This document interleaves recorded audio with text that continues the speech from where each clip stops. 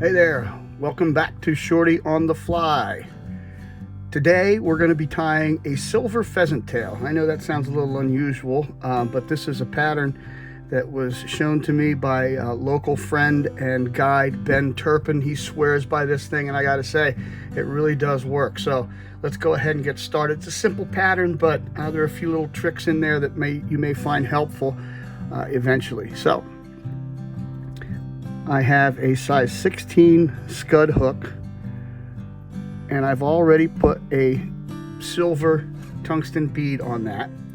And first thing we're going to do is take some 0.010 lead wire, and I'm going to make 6 turns. 1, 2, 3, 4, 5, 6, and then just come in and snap that off with my thumbnail, front and back. And we're going to shove that right up into the bead to hold it in place and give it a little more weight. For thread today, I'm using my trusty old Olive 60 Danville, and I want to get that started right behind those lead wraps and put a little pressure forward to kind of shove them and up and get them in place, and then take just a few wraps over top, and that's going to keep everything in place for us nicely. All right, next thing, we're using brassy size silver wire, and I'm going to take the wire and put it right up against those wraps of lead. And as I wind down, I'm going to let thread torque carry the wire to the back of the hook. That way it won't interfere with my tail. And now for a tail, we got to use the pheasant tail. I have 5 pheasant tail fibers here. 5. That's the right size on a size 16 hook. And I'm going to do this a little bit differently. I'm going to take a collecting turn and then one more turn to carry the fibers to the top of the hook. Now we have to get the right length, and to do this I'm going to pull these through and put my index finger right up against the back of the hook there, because sometimes this will want to try to roll around on the hook. Make sure you're holding on to all of them.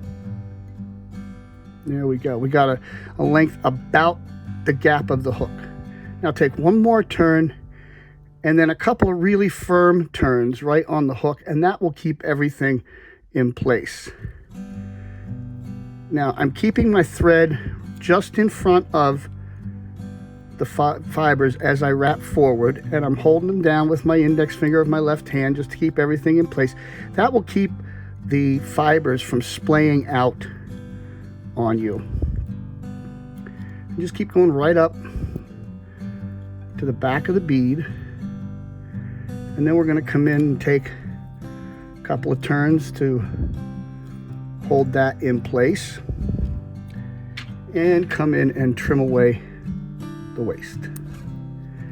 Now I'm going to take exactly 4 turns of wire, and that's the way I'll do on every single one of these flies. If I go up a hook size, I'll take an extra turn. If I go down a hook size, I'll take one less, but I want everything to be the same. All right, now just helicopter the wire off. Now for my thorax on this, I'm going to get a little specific. Usually you'll hear me talk and say, you can use this, you can use that, but on this particular pattern, this ice dub in olive brown seems to really make this thing pop. I don't know why, it just does. So I'm going to take just a very little bit of the dubbing and spin it onto the thread. And I'm going to have about, I don't know, 1.5 inches there. And turn it around. And there we have it. And now take my whip finish tool.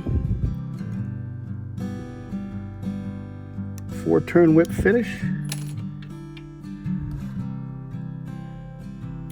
And there it is. Okay. And I like to let those fibers stick out like that and be a little unkempt.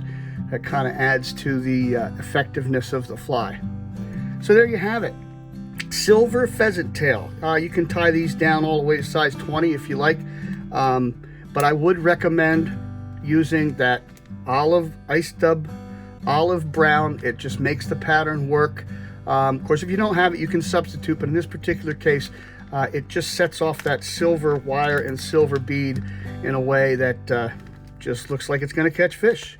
So if you enjoyed the video, leave a like or a comment. We love hearing from you. I bid you peace.